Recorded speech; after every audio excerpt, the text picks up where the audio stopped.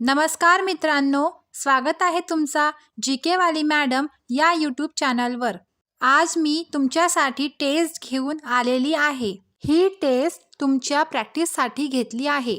या टेस्टमध्ये अंगणवाडी मुख्य सेविका ICDSच्या प्रत्येक विषयावर प्रश्न दिलेले आहे। माझ्यासोबत तुम्ही पण ही टेस्ट सोडवण्याचा प्रयत्न करा आणि आन्सर कमेंट करा। या टेस्टवरून तुम्हाला कळेल की तुमचा अभ्यास किती झालेला आहे आणि परीक्षेमध्ये प्रश्न कशा पद्धतीने विचारतात यावरून कळेल। तर चला वेळ वाया न घालवता टेस्टला सुरू करूया। तर आपला पहिला प्रश्न आहे, विश्व पर्यावरण दिन कोणत्या दिवशी साजरा केला जातो? आणि आपले ऑप्शन आहे 5 जून, 1 मे, 10 एप्रिल, 22 एप्रिल। चला आता याचं आन्सर तुम्ही कमेंट करा। आणि या प्रश्नाचं उत्तर आहे 5 जून। चला तर आता पुढचा प्रश्न पाहू। अंगणवाडी केंद्राच्या कामकाजाची तपासणी कोण करते? आणि आपले ऑप्शन आहे ग्रामसेवक, स्थानिक पोलीस अधिकारी, प्रकल्प अधिकारी, जिल्हाधिकारी। आणि या प्रश्नाचं उत्तर आहे प्रकल्प अधिकारी। आता आपला पुढचा प्रश्न आहे, ICDS योजनेंतर्गत मुलांचे पोषण स्तर तपासण्यासाठी कोणता निर्देशांक वापरला जातो?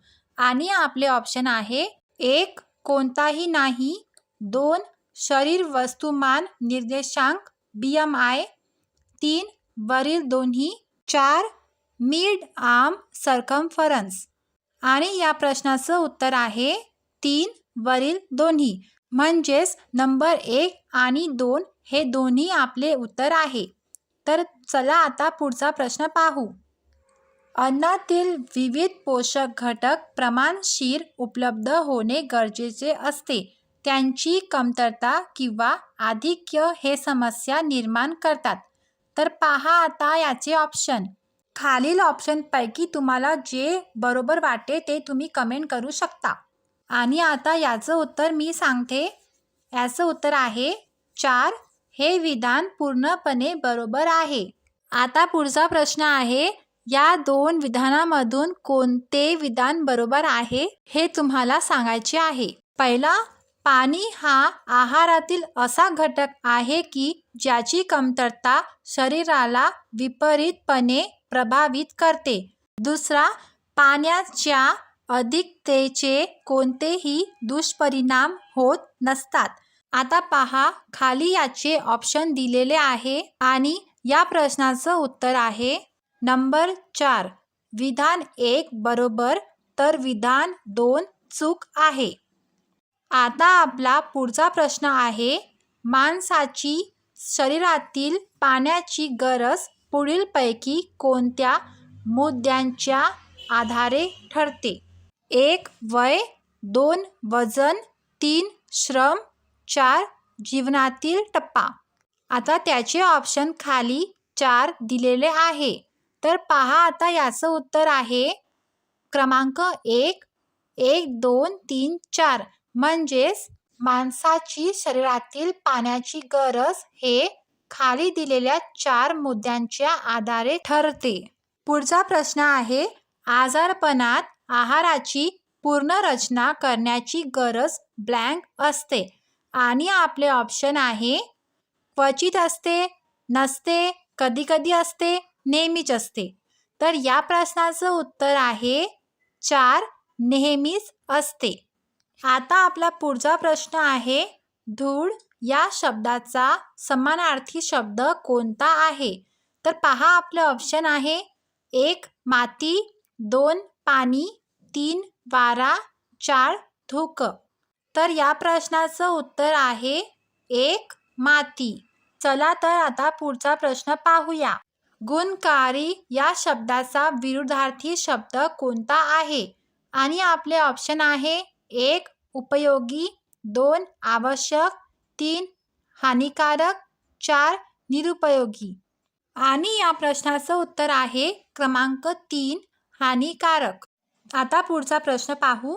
आशा या शब्दाच्या पर्यायवाची शब्द कोणता आहे? आणि आपले ऑप्शन आहे 1 प्रेम, 2 इच्छा, 3 आवश्यकता, 4 अपेक्षा. आणि या प्रश्नाचं उत्तर आहे क्रमांक 4 अपेक्षा. आता पुढचा प्रश्न पाहू. स्मृती मंदिर हे खेळाडू कोणत्या खेळाशी संबंधित आहेत? आणि आपले ऑप्शन आहे 1 क्रिकेट, 2 टेनिस, 3 कुस्ती, 4 फुटबॉल. आणि या प्रश्नाचं उत्तर आहे 1 क्रिकेट. मित्रांनो, माझ्या सोबत तुम्ही पण कमेंटमध्ये आन्सर देण्याचा प्रयत्न करा. आता आपला पुढचा प्रश्न आहे, युनिसेफ या जागतिक संघटनेचे मुख्यालय कोणत्या शहरात आहे? आणि ऑप्शन आहे 1 न्यूयॉर्क, 2 रोम, 3 पॅरिस, 4 जिनिव्हा. आणि या प्रश्नाचं उत्तर आहे 1 न्यूयॉर्क. आता पुढचा प्रश्न पाहू. महाराष्ट्राचा राज्य पक्षी कोणता आहे? आणि ऑप्शन आहे 1 बुलबुल, 2 कोकिळा, 3 फुलांचा रान कबूतर, 4 मोर. आणि या प्रश्नाचं उत्तर आहे 3 फुलांचा रान कबूतर. आता पुढचा प्रश्न पाहू. चे मुख्यालय कोणत्या शहरात आहे? आणि ऑप्शन आहे 1 पॅरिस, 2 जिनेव्हा, 3 लंडन, 4 रोम. आणि या प्रश्नाचं उत्तर आहे 2 जिनिव्हा. जर तुम्ही या चॅनलवर नवीन आला असाल तर चॅनलला सबस्क्राईब करा. चला आता पुढचा प्रश्न पाहू. अनोळखी व्यक्तीकडून ईमेल आल्यास खालीलपैकी कोणती कृती करावी? आणि ऑप्शन आहे 1 ईमेल न उघडता डिलीट करावी, 2 पोलिसांना सूचना द्यावी, 3 त्या ईमेलला उत्तर देऊ नये, 4 आपली माहिती ईमेल पाठवणाऱ्यास व्यक्तीस द्यावी. आणि याचं उत्तर आहे 1 ईमेल न उघडता डिलीट करावी. पुढचा प्रश्न पाहू. ब्लँक्सचा उपयोग करून संगणकामध्ये व्हायरसचा प्रवेश रोखता येतो. आणि आपले ऑप्शन आहे 1 scanner, 2 virus software, 3 antivirus program, 4 virus mail. आणि या प्रश्नाचं उत्तर आहे 3 अँटीव्हायरस प्रोग्रॅम. पुढचा प्रश्न आहे, Ram attended the wedding blanks question mark. Choose the question tag from the option. आता या प्रश्नामध्ये आपल्याला खालील दिलेले ऑप्शनमधून क्वेश्चन टॅग चूज करायचा आहे. आणि आपले ऑप्शन आहे 1 didn't he, 2 wasn't he, 3 wasn't it, 4 wasn't he. तर पहा याचं उत्तर. राम अटेंडेड द वेडिंग हा पास्ट टेन्स आहे, म्हणजेच भूतकाळ. तर या प्रश्नाचं उत्तर येईल 1 डिडंट ही. पुढचा प्रश्न, आयसीडीएस योजना कोणत्या वयोगटातील मुलांना शारीरिक आणि मानसिक विकासासाठी प्रोत्साहित करते? आणि आपले ऑप्शन आहे 1 0 ते 6 वर्ष, 2 0 ते 3 वर्ष, 3 3 ते 6 वर्ष, 4 0 ते 2 वर्ष.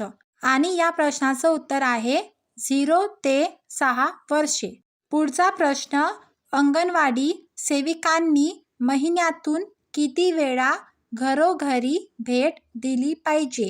आणि आपले ऑप्शन आहे 1 एकदा, 2 दोनदा, 3 तीनदा, 4 दर आठवड्याला.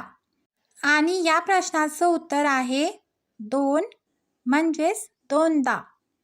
पुढचा प्रश्न पाहू. अंगणवाडी सेविका कोणत्या प्रकारची माहिती संकलित करतात? आणि आपले ऑप्शन आहे 1 शेतजमीन मालकी, 2 बालकांचे वजन आणि पोषण स्तर, 3 कुटुंबाची आर्थिक स्थिती, 4 गावातील जन्म व मृत्यू दर. आणि या प्रश्नाचं उत्तर आहे 2 बालकांचे वजन आणि पोषण स्तर. आता पुढचा प्रश्न पाहू. अंगणवाडी सेविकांचे मासिक मानधन ठरवण्याचा निर्णय कोणत्या स्तरावर घेतला जातो? आणि ऑप्शन आहे 1 जिल्हा प्रशासन, 2 केंद्र सरकार, 3 राज्य सरकार, 4 ग्रामपंचायत. आणि या प्रश्नाचं उत्तर आहे 3 राज्य सरकार. आता पुढचा प्रश्न पाहू. कोणत्या योजनेचा अंगणवाडीसोबत थेट संबंध आहे? खाली 4 ऑप्शन दिलेले आहे. या प्रश्नाचं उत्तर तुम्ही कॉमेंट बॉक्समध्ये द्या. जर आजचा व्हिडिओ तुम्हाला आवडला असेल तर व्हिडिओला लाईक करा, शेअर करा, चॅनलला सबस्क्राईब करा आणि बेल आयकॉन प्रेस करायला विसरू नका.